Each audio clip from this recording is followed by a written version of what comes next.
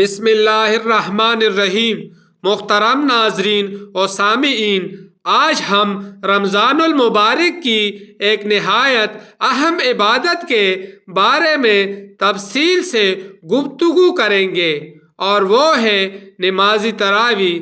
خاص طور پر ہماری مائیں بہنیں اور بیٹیاں گھر میں تراویح کس طرح ادا کرے، نیت کیسے کرے، کتنی رکعت پڑھے، ہر رکعت میں کیا تلاوت کرے، وقفے میں کون سی دعا پڑھنا بہتر ہے، اور اگر کمزوری یا تکن ہو تو کیا بیٹھ کر پڑھنا درست ہے، ان تمام سوالات کے جوابات آج آپ کو آسان اور واضح انداز میں مل جائیں گے۔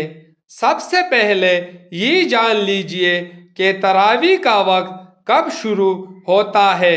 رمضان المبارک میں عشاء کی نماز ادا کرنے کے بعد تراویح پڑھی جاتی ہے۔ ترتیب یوں ہے کہ پہلے عشاء کے 4 فرض ادا کیے جائیں، پھر 2 سنت مؤکد اور اس کے بعد 2 نفل۔ اس کے بعد تراویح شروع کی جاتی ہے، جبکہ وتر سب سے آخر میں پڑھے جاتے ہیں۔ اب آئیے رکعتوں کی تعداد کی طرف۔ عام طور پر 20 رکعت تراویح ادا کی جاتی ہے، اور وہ ہی 2 رکعت کر کے پڑھی جاتی ہے۔ ہر 2 رکعت کے بعد سلام پھیرا جاتا ہے۔ 4 رکعت مکمل ہونے پر مختصر سا وقفہ کرنا مستحب ہے۔ اسی وجہ سے اس نماز کو تراویح کہا جاتا ہے، کیونکہ عربی لفظ ترویح کا مطلب ہے کچھ دیر آرام کرنا۔ نیت کے بارے میں یاد رکھیں کہ اصل نیت دل کے ارادے کا نام ہے۔ زبان سے الفاظ ادا کرنا ضروری نہیں، تاہم اگر کوئی زبان سے بھی کہہ لے تو بہتر ہے۔ مثال کے طور پر یوں نیت کی جا سکتی ہے: میں نے نیت کی 2 رکعت نماز تراویح کی، اللہ تعالیٰ کے لیے میرا رخ قبلے کی طرف، اللہ اکبر۔ ہر رکعت میں سب سے پہلے ثنا پڑھی جائے گی، پھر اعوذ باللہ من الشیطان الرجیم، اس کے بعد تسمیہ بسم اللہ الرحمن الرحیم، پھر سورۃ فاتحہ پڑھیے۔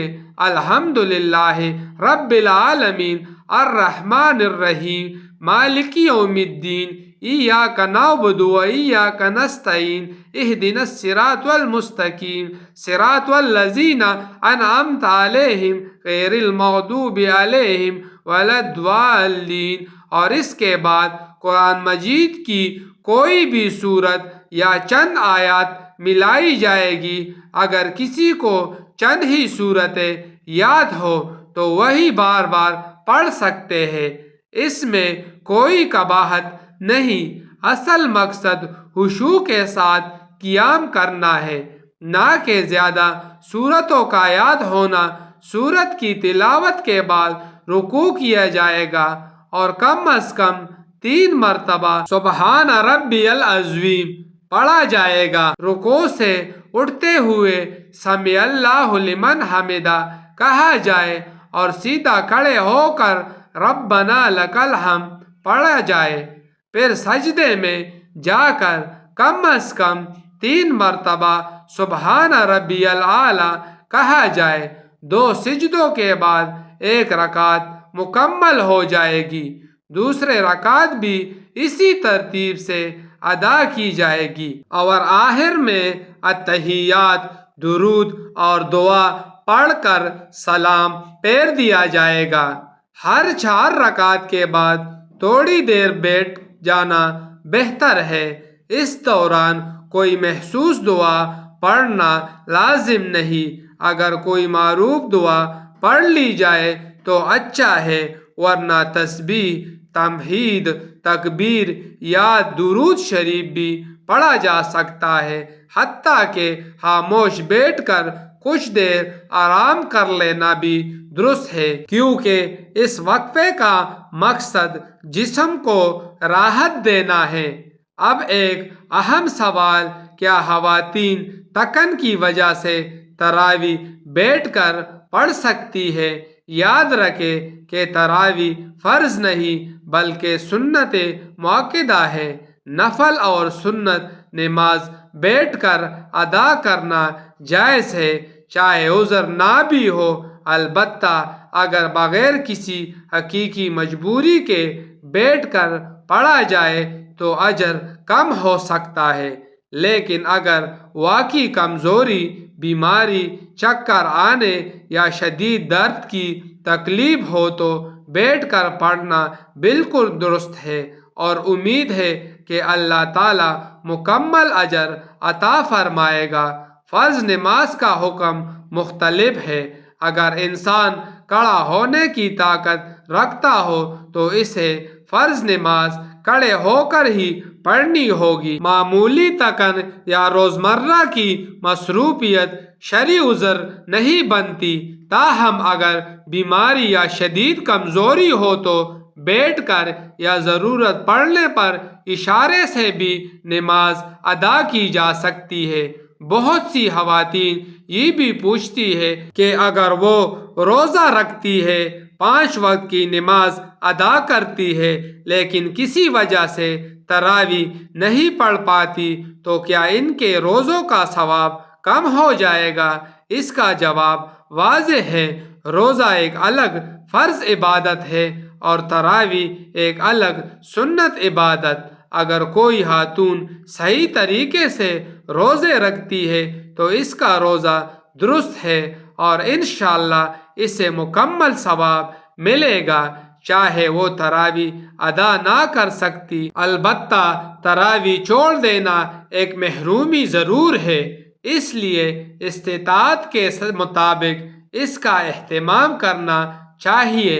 آخر میں یہ بات دل میں بٹھا لیجئے کہ رمضان المبارک رحمتوں اور برکتوں کا مہینہ ہے۔ اس میں نفل عبادت کا اجر کئی گنا بڑھا دیا جاتا ہے۔ تراویح کا مقصد صرف رکعتیں پوری کرنا نہیں بلکہ رات کے سکون میں اللہ تعالیٰ کے حضور کھڑا ہونا ہے۔ اگر طاقت ہو تو قیام کے ساتھ ادا کرے، اگر مجبوری ہو تو بیٹھ کر بھی پڑھیے، لیکن اس بابرکت عبادت سے خود کو محروم نہ کرے۔ اللہ تعالیٰ ہمیں اخلاص، استقامت اور صحیح طریقے سے عبادت کرنے کی توفیق عطا فرما۔ اے ہمارے مہربان رب، ہمیں رمضان المبارک کی قدر کرنے والا بنا دے۔ اس بابرکت مہینے کی ہر ساعت کو ہمارے لیے مغفرت اور رحمت کا ذریعہ بنا دے۔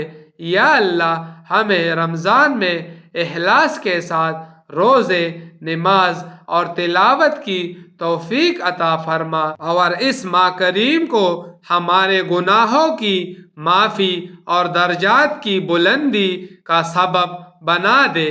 اے ہمارے مہربان رب، ہمارے اس چھوٹی سی عبادت کو اپنی بارگاہ میں قبول فرما لے، اور جو کمی رہ گئی اسے اپنے فضل سے پورا فرما دے۔